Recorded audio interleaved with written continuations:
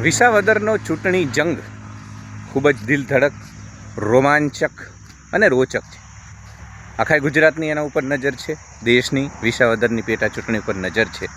કેમ કે ડબલ એન્જિનની સરકાર ભાજપ દિલ્હીમાં પણ છે, રાજ્યમાં પણ છે, પણ વિસાવદરની બેઠક ઉપર ગોપાલ ઇટાલિયાનું પલ્લું ભારે છે.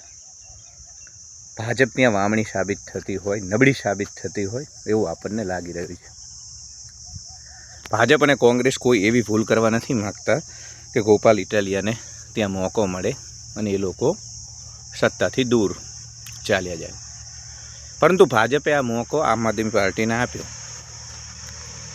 આપણા સૌને ખબર છે જસદણ આટકોટની એ ઘટના, જેમાં એક દીકરીને પીંખી નાખવામાં આવી, જેમાં એક દીકરીના શિયળને લૂંટવામાં આવ્યું, અને એનો જે આરોપી છે પરેશ રાદડિયા, એ વિસાવદરના ભાજપ ઉમેદવાર કિરણ પટેલની સાથે સભામાં દેખાયો.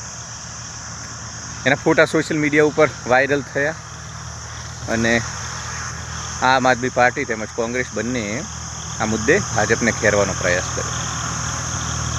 હવે જેને દીકરીનું શિયળ લૂંટ્યું, જેને આપણી દીકરીને પીંખી નાખી, એ હવસખોર આ નરાધમ નાલાયકને તમે કઈ રીતે સ્ટેજ ઉપર સાથે બેસાડી શકો? અને મેં કહ્યું ને એમ કે ભાજપ કોઈ મોકો આપવા નથી માગતી ગોપાલ ઇટાલિયાને કે આમ આદમી પાર્ટીને. કેમ કે સવાલ માત્ર એક વિસાવદર વિધાનસભા બેઠકનો નથી. ભાજપ માટે આ શાખ અને આબરૂનો પ્રશ્ન છે.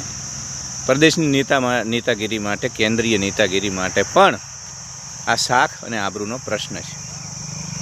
તો ભાજપે તરત જ પરેશ રાદડિયા સાથેના જે ફોટાઓ હતા એ ફટાફટ હટાવવાનું શરૂ કરી દીધું.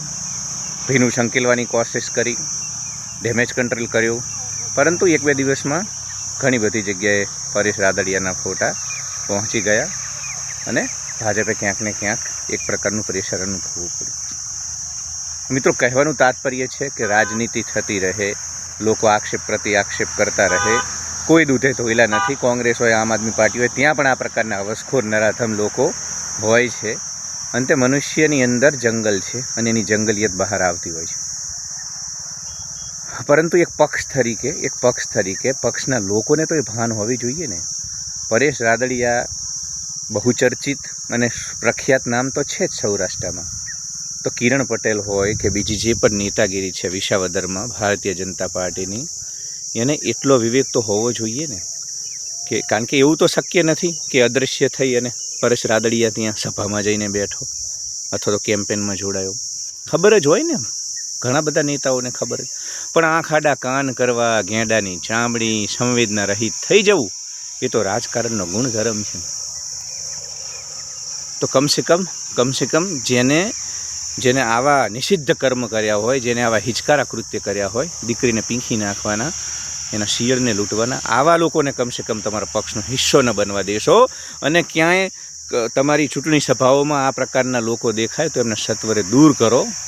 કેમ કે લોકો ભ્રષ્ટાચાર ભૂલી શકે, લોકો બધું ભૂલી શકે, પરંતુ કોઈની દીકરીનું શિયળ જ્યારે લૂંટાયું હોય ને, તો આ ઘટના લોકોના જનમાનસમાંથી, હૃદયમાનસમાંથી, લોકોના ચિત્ત ઉપરથી વિસરાતી નથી અને આનું ફળ ક્યાંક ને ક્યાંક પક્ષે ભોગવવું પડે.